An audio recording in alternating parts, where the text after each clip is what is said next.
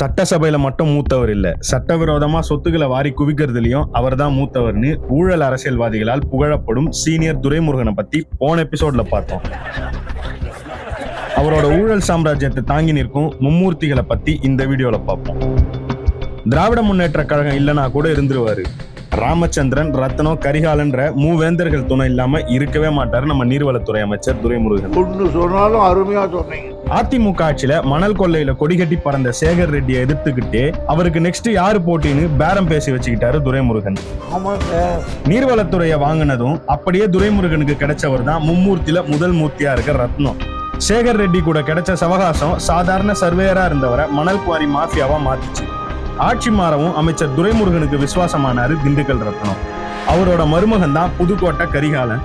மாமா ரத்னத்துக்கிட்ட தொழில் கத்துக்கிட்டு 2012 சின்னதா மணல் குவாரி பிசினஸ் ஆரம்பிச்சாரு. இன்னைக்கு அவரையே மிஞ்சுற அளவுக்கு குவாரிகளை குத்தகை எடுத்து துரைமுருகனுக்கு மாமூல் கொடுக்கறதுல முக்கிய இடத்துல இருக்காரு. மீதம் இருக்கிறவரு முத்துப்பட்டினம் ராமச்சந்திரன். இவரை SRன்னு கூப்பிடுவாங்க. ரியல் எஸ்டேட் சாராய வியாபாரம் நடத்திட்டு அதிக லாபம் பார்க்க மணல் குவாரி தொழிலுக்கு வந்தவர். டெவலப்மெண்ட் அரசு மணல் குவாரிகளை தன்னோட கட்டுப்பாட்டுல வச்சுக்கிட்டு மிகப்பெரிய மாஃபியா சாம்ராஜ்யம் நடத்திட்டு இருக்காரு.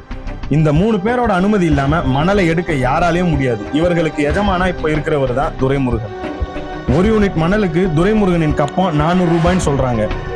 ஒரு செங்கல் சூளை துரைமுருகனுக்கு கொடுக்க வேண்டிய ஆண்டு மாமூல் 24 லட்சம். எளிமையா சொன்னா ஒரு செங்கல்ல துரைமுருகனின் பங்கு 1 ரூபாய். இதனாலதான் திமுக ஆட்சிக்கு வருவதற்கு முன் ஏப்ரல் 2021 7 ரூபாய் இருந்த செங்கல் இன்னைக்கு 14 முதல் 15 ரூபாய்க்கு விற்குது. நல்ல விஷயம் தானே. மணலை சுரண்டியும் மலைகளை வெட்டியும் பல கோடிகள்ல காசு பார்க்கும் ஊழல் துரைமுருகனுக்கு இத்தனை வருஷம் கொள்ளையடிச்சோம் இன்னும் பணப்பசி அடங்கினதா தெரியவே இல்லை. ரொம்ப சாதாரணமான விஷயம் ஆயிடுச்சு.